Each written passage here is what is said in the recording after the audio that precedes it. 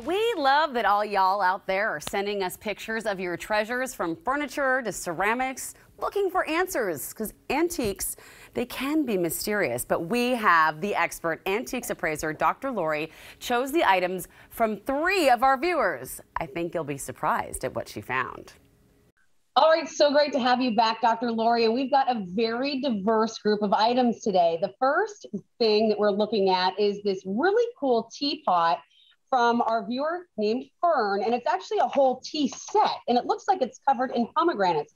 Okay, a couple of things. You know, I taught for years and years at university as the PhD antiques appraiser. I want you to look for the things that are going to make value happen, and that has to do with big names. We like brand names, you know, Tiffany and Kleenex, right? And I also want you to look for quality in the material. So if we were just to appraise the pomegranate teapot alone, because she has a lot of other pieces too, but the teapot alone, the pomegranate teapot is a very rare pattern that Moorcroft out of Staffordshire, England. Staffordshire, England's one of the best places for, of course, the production of pottery or ceramics.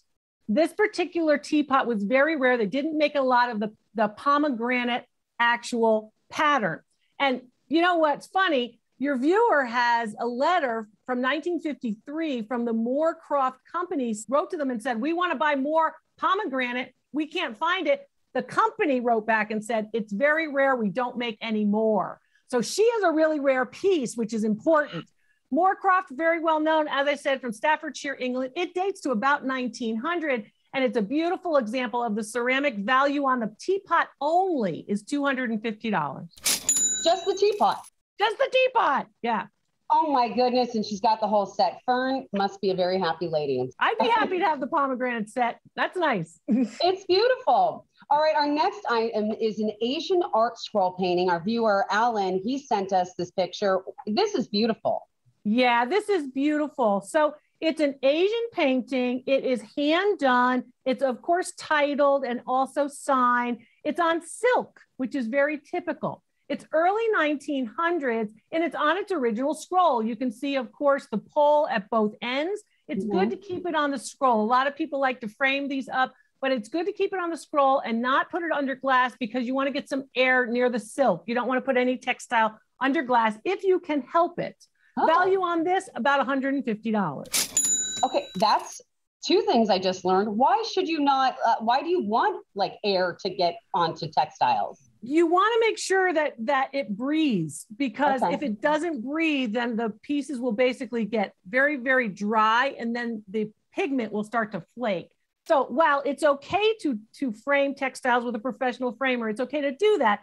It's best if you have it in an environment where it's supposed to be a scroll, it's supposed to hang on its own and not be in a frame, keep it the way it was intended. Which is how they hang them at the Seattle Asian Art Museum. So now I know.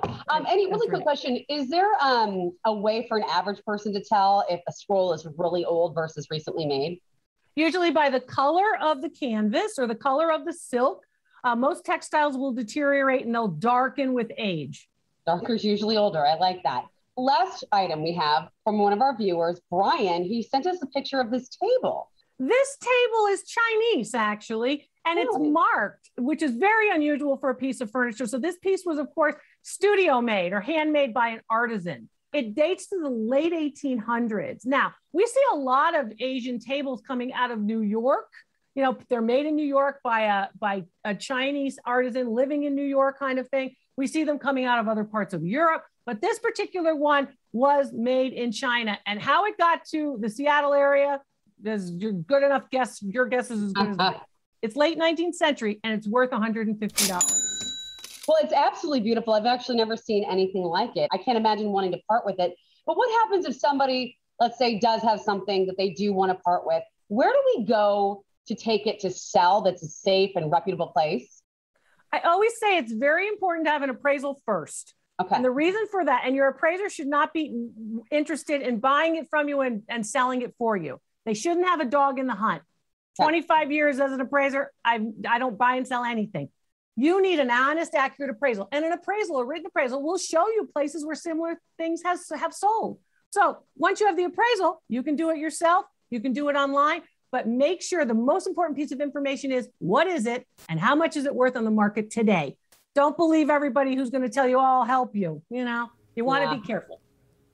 Don't you love Dr. Lori? And if you have items you'd like her to look at, you're curious about, email us a few pictures and some details, and we may choose your items for future Dr. Lori segments. Just email newday@king5.com.